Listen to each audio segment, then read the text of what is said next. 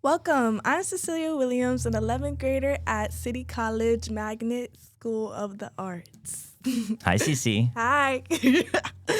We are sitting down today with CCMSA's own visual arts teacher, Mr. Curti. Thank you. We're going to have a conversation about the school's magnet program. Thank you so much for having me, CC. Yes, we're here. You're welcome. My first question for you is, could you begin by stating your role in the magnet program and a little bit about what the role is made up of? Sure. Thank you for asking. So my role is considered the site coordinator.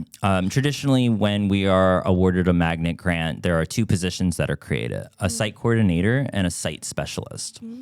The site coordinator and specialist aren't two separate roles where one is more important than the other. It's actually just that one is traditionally student-facing and school-facing, and the other essentially is for responses towards the magnet, central magnet team.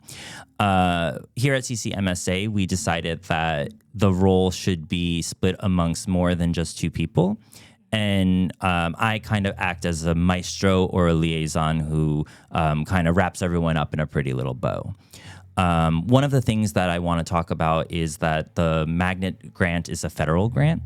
And being that it's a federal grant, that means that the money that we acquire, and we acquired a pretty large amount of money, needs to be regulated. And part of this regulation process is having evaluators come in and essentially understand how we're using the money and what it's going towards. So the role that I take, it kind of changes based on what is needed of the central magnet team and also what is needed here at our own school. Okay. Cool. My second question for you. Sure. Well, I see you mentioned that this was a federal grant. Does this mean that there are certain boxes that need to be checked in order to keep going? Yes, that is an excellent question. So being that this is a federal grant, essentially it goes even beyond our own administration here at our school. And so traditionally in a school setting, there are students, there are teachers, there are admin, and then there are superintendents. Being that we were awarded such a large federal grant, there also now is this additional set of people who are ensuring that what we're doing here is meeting the expectations that we agreed to when we were awarded the money. This is something that, in my opinion, is something that works very well as long as what is being said matches what is being produced. And I do feel that here at our school, we do a very good job of backing up what we say. Yeah. And so one of the things that the federal grant really talks about is this idea of developing a theme. And so I felt as if when we were awarded this grant, our arts program was really something that was very robust and also something that all of our students who come into the school touch upon. So I am fortunate that I get to teach every single student who comes to the school. And so in addition to my teaching, I also took on this role as the site coordinator. One of the main things that we wanted to do for our magnet grant is this idea of arts integration. And so arts integration is kind of, it could be a confusing idea if you think about it, because it might sound like what we're aiming towards is turning traditional classes like your sciences and your Englishes and your math into art, science, and math and English. It's not quite what we're trying to do. Instead, we have decided as a magnet team that our school really benefited from our students understanding key concepts that are aligned in traditional art, art curriculum and pedagogy.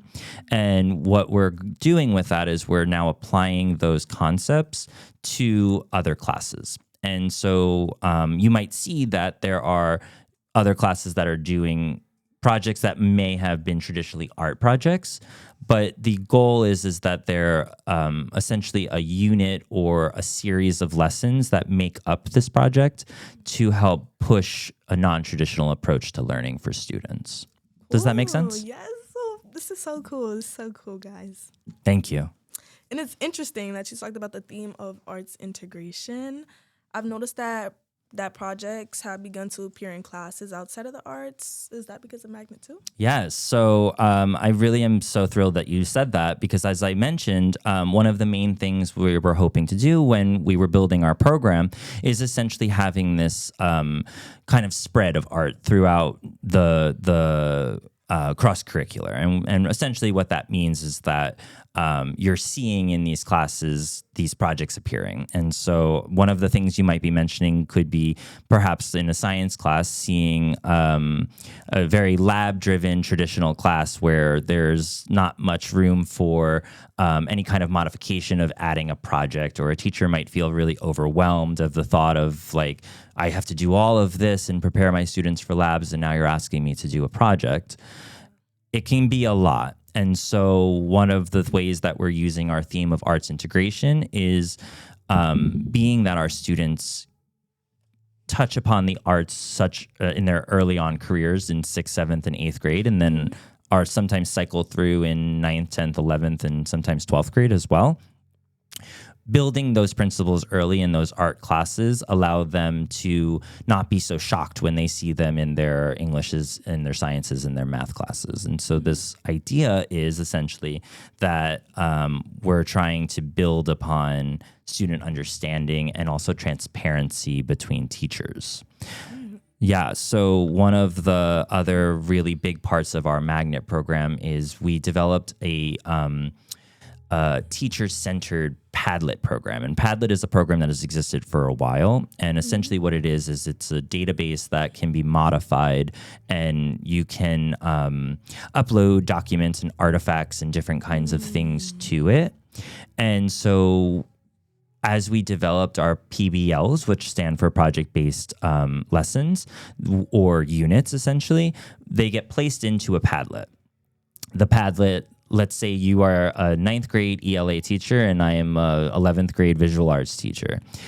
My access to the 9th grade ELA teacher's lessons and units prior to Magnet may have been a little bit more difficult to obtain and have access to. Yeah. The Padlet allows for teachers to have transparency between one another and also see what's happening in classes they may not be familiar with, so that they can then build instruction based upon what they know, but also kind of touch upon what students are already doing. Yeah. So it's this cohesive idea of bringing things together while also ensuring that students are really understanding that things such as one-offs or a one-time thing, those don't necessarily exist as much as they used to, because there's repetition and there's this idea of similar themes appearing multiple times throughout the students in our school up to 7-year career here at CCMSA. Yeah. So cool. Oh my God, this is just so cool. Thank you. So cool. So my fourth question for you, Mr. Curti, I was able to be in a podcasting class last year. And when I saw my schedule, I was a little shocked that they even offered that class. So was that because of Magnet too? Yeah, so that is a wonderful question, and I'm glad that you had the opportunity to take that podcasting class. So one of the things that we really wanted to work on as a Central Magnet team here at our school was kind of removing the burden of mandated instruction. And so a lot of times in a school system, the information that comes to teachers, which is then passed on to students through learning, is mandated. And it's often a series of things that are told, you must do this, and you must hit this, and this must look like this. And that can be daunting and can be very intimidating. And so what we really wanted to do, and the way that this podcast developed, was that the teacher, Ms. Schneider, who was in charge of really building that program from the ground up, it was a passion of hers prior to us developing the class. And she had, it was her development, and we supported it. And so one of the things that I really think has made our school very successful, and our Magnet program very early on very powerful, was this idea of valuing teachers' opinions, and not only valuing them, but saying, I see what you're saying, and I can give you these resources to allow you to build this program. Yeah. And so the reason we have this equipment that we're using here today is because Ms. Schneider's dream was to have a podcast class. And because of her ability to follow through with instruction and planning and her rapport with students, she was able to really build this from nothing. And so it's really interesting and kind of wonderful to see teachers being supported in a way that, not for nothing, in the Department of Education doesn't always happen. And so it's really, I'm glad you got to take that class. Did you love it? I mean, it was very first timey. I was scared. I was put on the camera a lot, Miss Schneider. And, it was actually, I got to learn how to work the computer and learn how to work with Adobe Express. So, it was a good class. And those are skills you can use in other classes and in your life, right? Because I still do use Adobe Express in other classes. I just, got a head start last year, finding my way. Yep. But yeah, will classes like podcasting and broadcasting disappear after the magnet grant is finished? Cece, coming in hot with these good questions. So, no. The answer is no. And this is kind of one of the benefits of having a central magnet team here in the school that that is supported from administration and also is supported from central magnet. So I mentioned earlier that this is a federal grant and that we are often evaluated for what we do and what we provide. And the evaluation process is not as a traditional evaluation process as it would be for if a new business opened and you had to ensure that you're checking this, and like health code violations. It's not like that. The idea is sustainability. We always aim for sustainability. And it's a big word that essentially means we gave you a lot of money. We know we gave you a lot of money. There's an expiration date on that money. What are your plans for this when this goes away? Because it's lovely that all of this stuff now exists here.